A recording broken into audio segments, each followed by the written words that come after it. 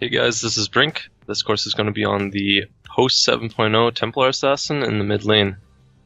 This course is going to be geared towards people that really want to gain our MMR, and this hero can really push a player from any MMR bracket to the next just by focusing solely on mechanics. The game theory around TA is pretty simple, so people that are pretty good around mechanics can really push this hero to the fullest and actually improve their whole game knowledge just from being able to understand how TA is played around in different situations, scenarios, and especially their different lanes. TA is one of the best heroes for the mid lane in my opinion this patch because she can really take advantage of the new ancients, how they stack, what times they're being stacked, and she's just a really strong laner in general this patch with a lot of heroes being able to shut down certain heroes, but TA is very, very hard to shut down. So TA is one of the few heroes who can actually deal with heroes like OD, Viper in some instances, even though it's still a pretty hard lane. And TA can really crush a lot of the heroes that might be able to get some free farm from certain lane matchups, such as Shadow Fiend versus some heroes, or Zeus just being able to zap waves, things like that. Templar Assassin is really good at abusing the fact that these heroes have such a weak early start, even though they get away with it sometimes. First blood. First blood. There's nothing more mysterious until it has been spilled. Since patch 7.0 hit, personally, I took a pretty hard hit to my MMR in previous patches lately. I was around 6.8k. I was trying out different heroes in different situations in patches 6.88 or 6.89. different patches, and I wasn't having much success. But since 7.0 hit, I feel like I've gotten a pretty good grasp around the patch, especially with Templar Assassin.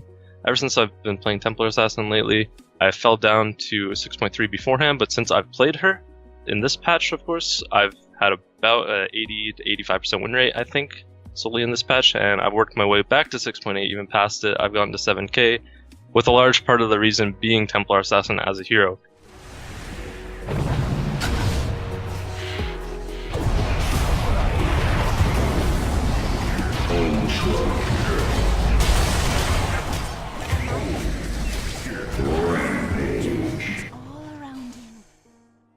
Although there has been a lot of good things I've said about TA, a few cons are the fact that this patch is very, very early game focused, early mid game. A lot of the heroes that you can be playing against this patch can be naturally pretty tanky. Things like Ogre Magi, even Underlord, anything really. There's a lot of tanky heroes this patch, and they're starting to group earlier and earlier as you see the patches going forth. So in patch 7.01, it seems that a lot of teams, even in pubs, are grouping very early, and TA can have a really, really difficult time with this because as Templar Assassin, you do need that first, 13, 14 minutes or so to come really online, and it can really affect how you choose to progress your items, how you choose to move around the map, how focused you are on your lane or farming jungle or making rotations with runes. There's a lot that really happens in this patch very early, and TA doesn't really like that too much. TA likes to hit her item timings and then access whatever lane, whatever situation she really wants to with her item progression. But if she can't be allowed to do that, she can really have a lot of issues affecting the game in a really influential way.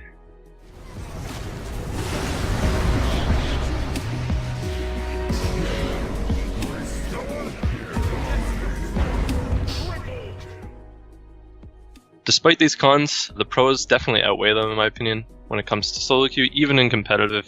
You're a up and coming team or player in a team.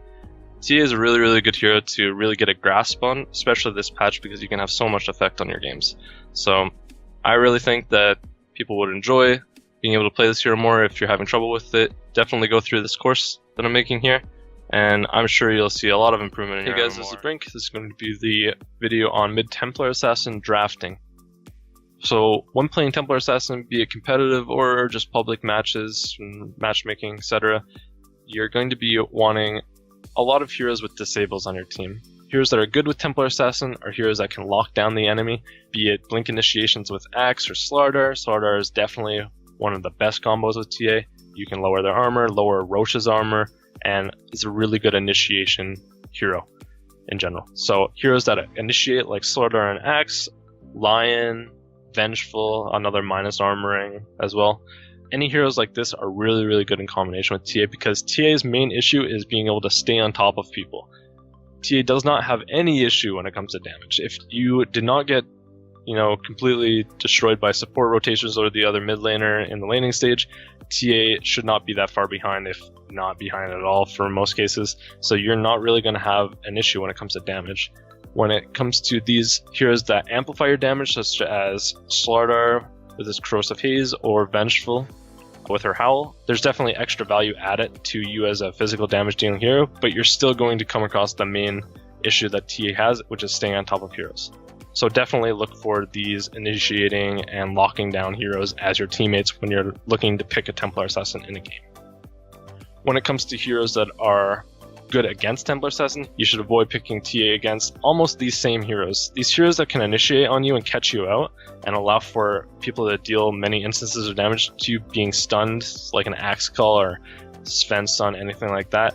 You should be very wary of these type of heroes. So heroes such as Disruptor, heroes such as, Skywrath even to slow you down, does a little ticks of damage over and over, burns down your refraction.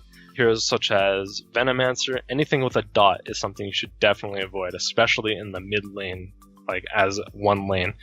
When a lot of people see a TA being picked, their first go-to kind of counters are heroes with dots, of course. So Ember Spirit, Venomancer, Bat Rider, these are heroes that can be thrown into the mid lane and try to counter you.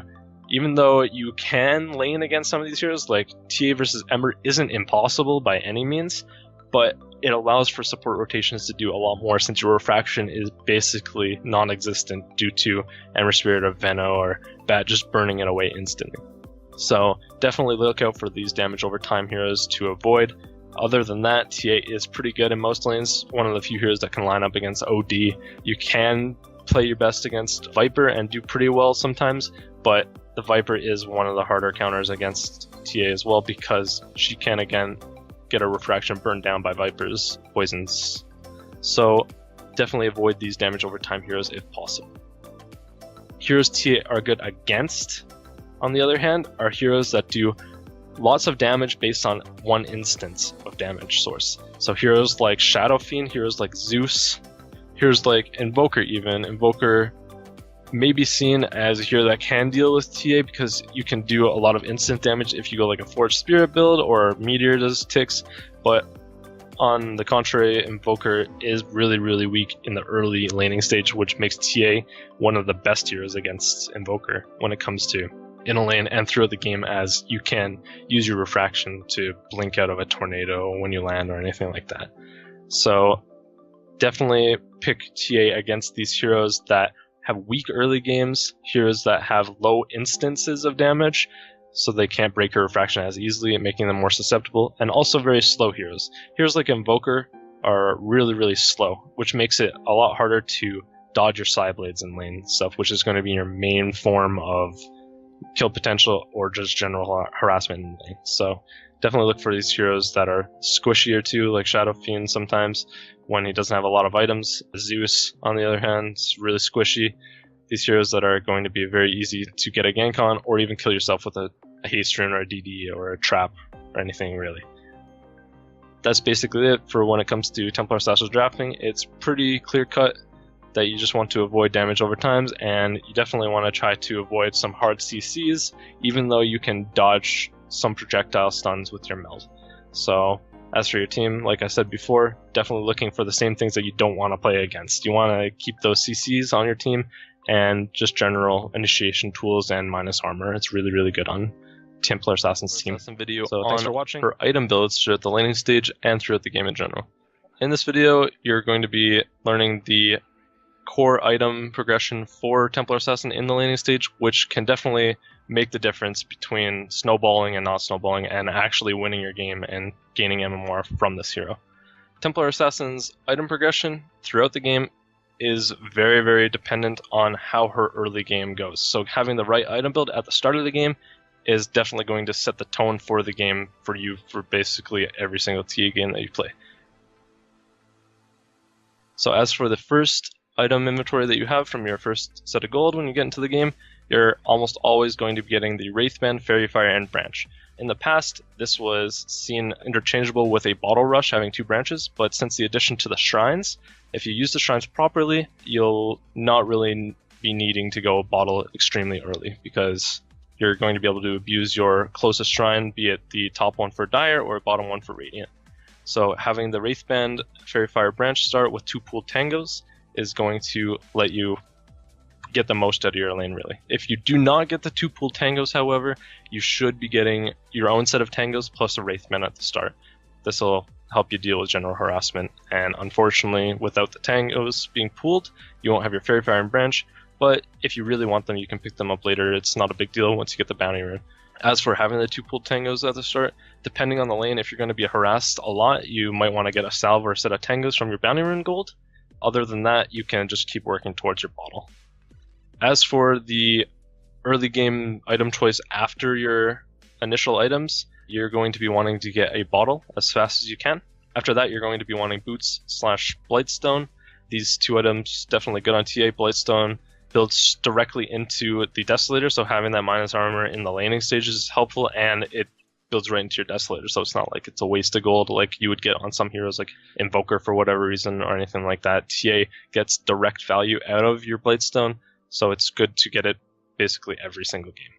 As for continuing from this point, you usually want to finish your Ring of Aquila with your Wraithband, and then work your way into your first major item choice coming on TA. So on TA, you get one of 2 sets of boots usually. You either get Power Treads or Phase Boots. With the addition to the 25 attack speed talent you get at level 10, it allows more opportunities to get Phase Boots rather than Power Treads, despite in the past you would almost always have to get Power Treads due to having no attack speed if you get Phase. So now that you can get attack speed through your talents, Phase Boots is definitely a viable purchase against heroes like Shadow Fiend, or heroes like Zeus, heroes that you can chase down a lot easier, and the damage can really help you get kills in the early game.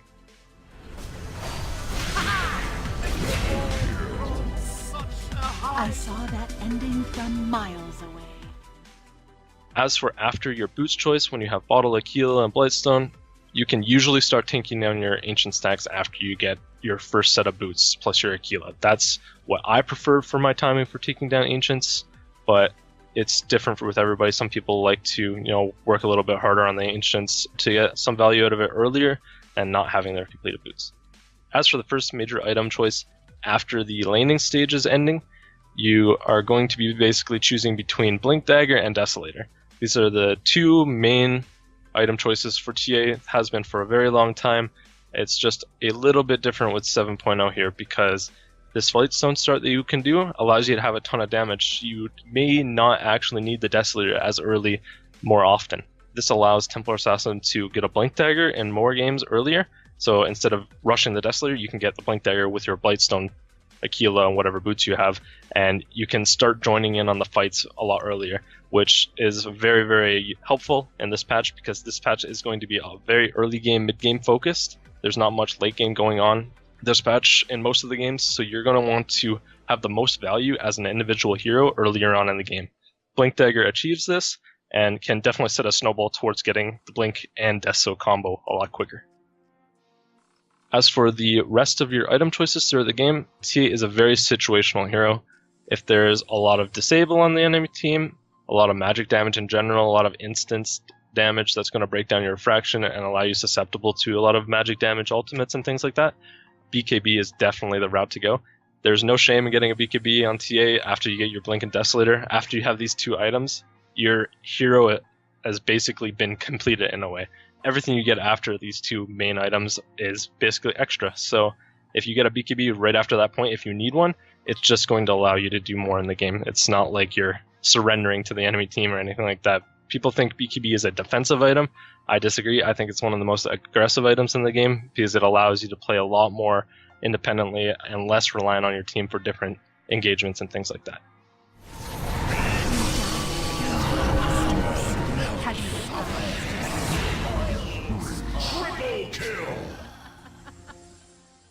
Other item choices on Templar Assassin include the Chrysalis into a Bloodthorn Rush or Chrysalis into Daedalus. Either or are really, really good. Chrysalis timing on TA you'll get a lot of value out of, just because it works completely in favor of how the hero works.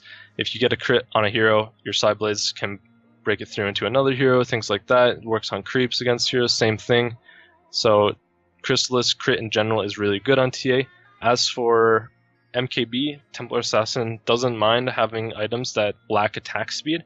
These damaging items that allow you to break through evasion, things like MKB, can be very beneficial, if not necessary, on TA in games where you have to kill a hero that has evasion.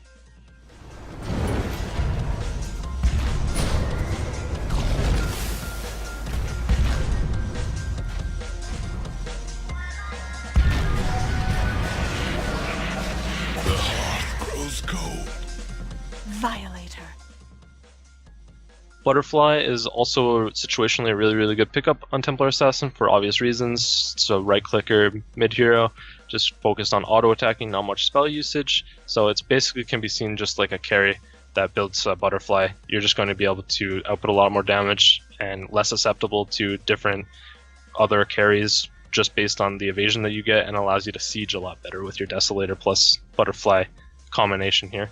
Linken's is also very good, gives you more freedom during your fights. Linken's can block random spells, random disables being put on you, and allow you more freedom during the fight, and also really helps with your mana regen, just being able to sustain your constant refraction usage, because you're going to be using refraction basically once every 17 seconds when it comes up.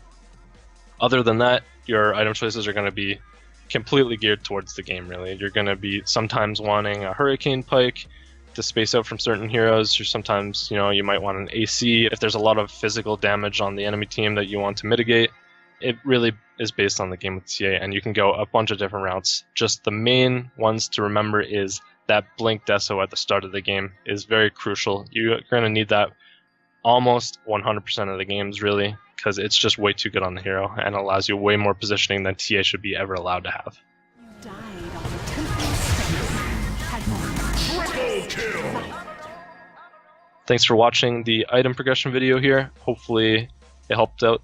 TA is pretty stale on the early items, as you've seen, but she does get a lot more versatile and, individual game dependent later in the game. If there's any questions, put them down in the comments. I'll get to them. Thanks for watching.